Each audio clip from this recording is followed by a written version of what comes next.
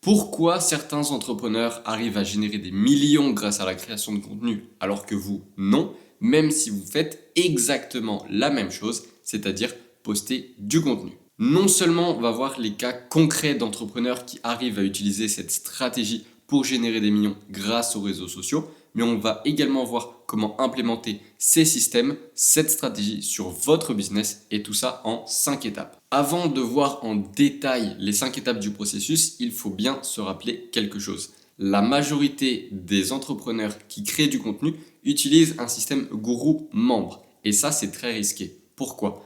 Là, vous avez le gourou, c'est-à-dire vous, l'entrepreneur, qui donne de la valeur à son audience.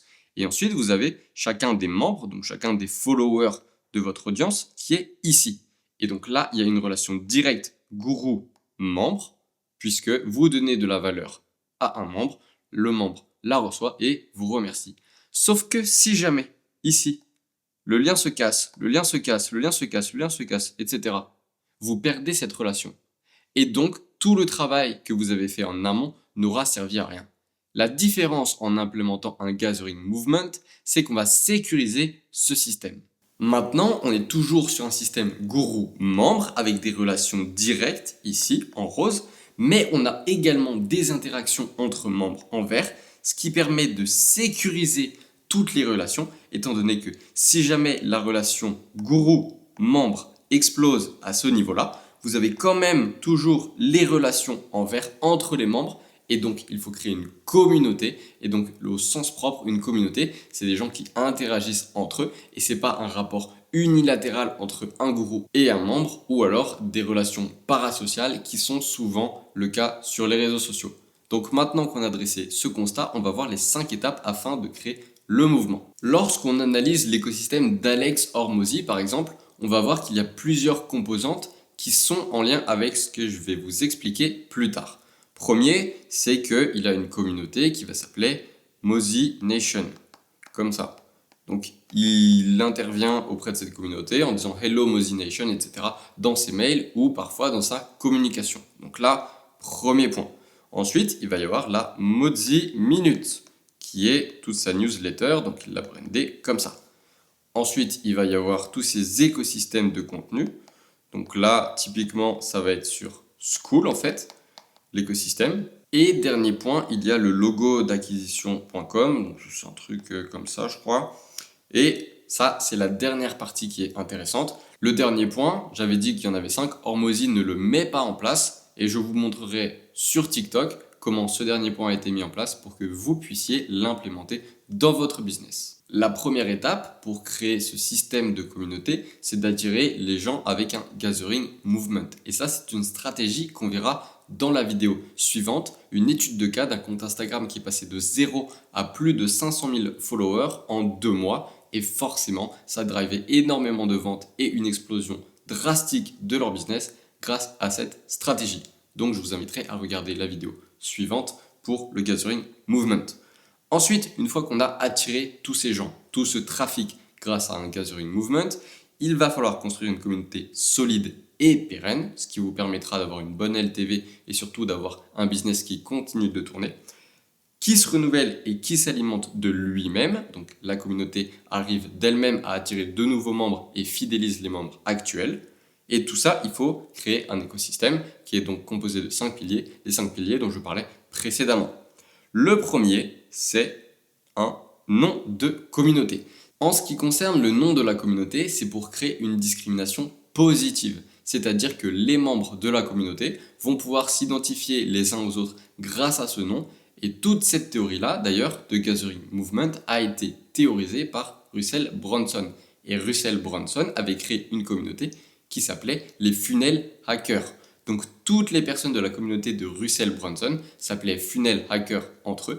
Et ça a créé un identity shift, c'est-à-dire une modification de leur identité, de la manière avec laquelle ils se voyaient. Et maintenant, ils se disaient « Je suis un funnel hacker, je fais partie de la communauté des funnel hackers et j'ai dans ma liste de valeurs ça, ça et ça, les objectifs ça, ça et ça. Et Russell Brunson va pouvoir m'aider, ainsi que les membres de la communauté, à atteindre mes objectifs. » Le deuxième point, suite à l'implémentation d'un nom pour la communauté afin de créer une discrimination positive et un sentiment d'appartenance, Ça va être une mission. Donc, les personnes, les membres de la communauté, si vous voulez qu'ils restent et qu'ils adhèrent à votre mouvement, il va falloir créer une mission. Donc là, je vais vous donner deux exemples qui sont complètement différents, Andrew Tate et Hormozy. Andrew Tate, sa mission, ça va être « Il faut sortir du système actuel car la matrice est en train de vous détruire. Donc, il faut que vous gagnez de l'argent afin de sortir de la matrice. » Ça, c'est la mission de toutes les personnes qui vont être dans l'écosystème de Andrew Tate. Et Alex Hormozy, c'est beaucoup plus simple, ça va être tout ce qui concerne l'achievement. Donc en fait, le fait de se sentir rempli parce que tous les jours, on donne tout ce qu'on a au boulot, le soir, on est fatigué et on recommence la journée d'après, tout ça pour accomplir ses objectifs. Donc, vous l'avez compris, avec une mission, les gens adhèrent à cette nouvelle vision du monde que vous voulez créer avec les membres de la communauté. Et puisque la communauté a un nom et que chaque membre de la communauté s'identifie à ce nom, il est beaucoup plus simple de les rassembler et de faire que la communauté est pérenne puisqu'il y a une mission, un nom et les gens s'identifient à cette mission et s'appellent entre eux avec ce nom. Troisième point pour créer un écosystème qui va pouvoir perdurer, c'est d'avoir un QG. C'est-à-dire que là, encore une fois, Andrew Tate et Hormozy. Andrew Tate, il a Hustle University et Hormozy, il a School. Et en fait, le QG, ça va servir à quoi? Ça va servir aux membres de la communauté qui vont se rassembler dans ce QG-là. Et en fait, si vous voulez, l'exemple de Andrew Tate, ça va être, bon, la matrice, elle est tous contre nous. Donc, Hustle University, ça va être notre QG, notre base secrète, dans laquelle la matrice ne va pas pouvoir interférer. Vous allez pouvoir vous développer tranquillement entre membres de Hustle University pour aller tout défoncer sur le marché et sortir de la matrice. School, ça va être différent, ça va être un espace où les gens ambitieux, les entrepreneurs ambitieux vont pouvoir échanger de la valeur, créer du contact, tout ça pour être dans la quête de l'achievement, donc la mission que la Modi Nation, donc la communauté d'Hormozy, s'est donnée. Quatrième point qui est important et souvent sous-estimé, c'est un flag, donc un étendard. Et le logo, c'est pas forcément juste une image, c'est juste une identité conceptuelle. Et quand on regarde le logo d'Alex Hormozy, acquisition.com, c'est une pyramide dans laquelle il y a deux branches, la courbe de l'offre et de la demande, et l'intersection des deux, c'est là où il faut se positionner. Et en fait, le logo / l'étendard, vous pouvez lui attribuer toutes les valeurs que vous souhaitez. C'est-à-dire que si vous, dans le logo, vous voyez plus une croissance plutôt qu'une intersection de courbes et de demandes, il n'y a pas de souci. En fait, le but de cet étendard, / en fait plus une mascotte, c'est de pouvoir plugger vos valeurs sur cet étendard et se dire « Je suis venu dans la communauté pour telle et telle raison ». Telle et telle raison sont symbolisées par cette mascotte, par cet étendard, et c'est pourquoi à chaque fois que je le regarde, je me rappelle de ma mission, je me rappelle de ma nouvelle identité, je me rappelle qu'il y a un QG qui va pouvoir m'aider à atteindre ma mission, etc. Le dernier point, c'est un community coin. Et en fait, ça va permettre d'utiliser le cashless effect et personne ne l'utilise alors que c'est super puissant. TikTok l'utilise. C'est pour ça que TikTok fait des milliards et des milliards d'euros. En fait, le cashless effect, ça va être la même chose qui est utilisée dans les casinos. Vous n'avez pas d'argent dans le casino, vous avez des jetons. Et en fait, quand vous dépensez des jetons, vous ne dépensez pas d'argent, vous dépensez des jetons. Alors qu'en vrai, c'est de l'argent. C'est juste que là, vous avez transformé de l'argent en jetons, donc quelque chose qui n'est pas monétaire. Et donc, le cerveau se dit, comme c'est pas de l'argent, je peux prendre plus de risques. C'est pas grave si je le perds. Et ça, c'est l'erreur.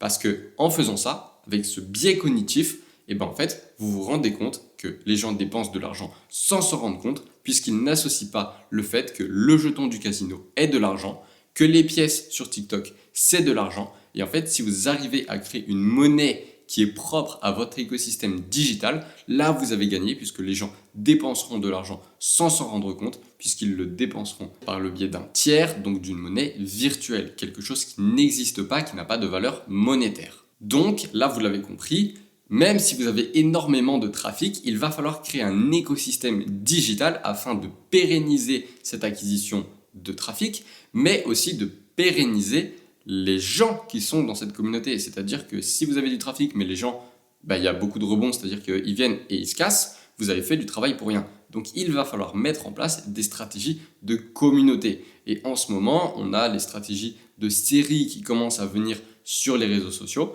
mais ce qu'il faut mettre en place, c'est une stratégie de communauté. Tout ça dans un écosystème digital avec des vrais systèmes qui vont travailler pour vous.